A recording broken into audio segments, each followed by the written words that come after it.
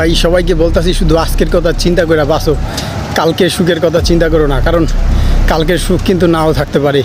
দেখো, মাইক্রোসফটের প্রতিষ্ঠাতা বিল গেটস সবাইকে সতর্কবার্তা দিয়া দিছে 25 বছরের ভিতর এক মহামারী আইব, কঠিন ভয়াবহ মহামারী। এই মহামারী হইব করোনার থেকেও 10 গুণ বেশি ভয়াবহ। তো এই মাইক্রোসফটের প্রতিষ্ঠাতা এই ধনকুবের এর আগেও সতর্কবার্তা দিয়েছিল জলবায়ু এবং সাইবার নিরাপত্তা নিয়ে, কিন্তু তিনি এবার বিশ্বযুদ্ধ আর এই নতুন মহামারী নিয়ে সতর্কবার্তা দিছে। এই যে নতুন যে মহামারী, এই মহামারী আমেরিকা কখনোই ট্যাকেল দিতে পারবে না।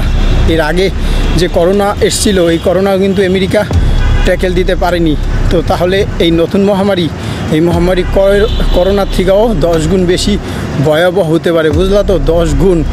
তাহলে এই যেহেতু আমেরিকা ট্যাকেল দিতে পারবে না, তাহলে বিশ্ববাসী কীভাবে ট্যাকেল দিবে? তো এর জন্য কীভাবে প্রস্তুতি নিবে তার কোনো ধারণাও এখনত্রিত বিল গেটস দিতে পারেনি। আর দেখো, চীন কিন্তু অলরেডি কাজ শুরু করে দিছে। তো তারা নতুন মহামারীর জন্য ভ্যাকসিন বানানো শুরু করে দিছে, যে কোন ধরনের মহামারী এইটারে আর কি সেফটি দিতে পারে তার জন্য ওরা কাজ করা শুরু করে দিছে। তো বিশ্ববাসী সবাই তৈরি হয়ে যাও। তো এর জন্য বলতাছি, কালকের কথা চিন্তা করে পাইছো না, আজকের কথা চিন্তা করে বাঁচো, কালকে কিন্তু নাও বাঁচতে পারো। তো ভবিষ্যতের সুখের কথা চিন্তা করে বর্তমানের সুখ নষ্ট করো না। প্রত্যেকটা দিন, প্রত্যেকটা মুহূর্তে জীবনকে উপভোগ করো, এরকমভাবে বাঁচো, ঠিক আছে?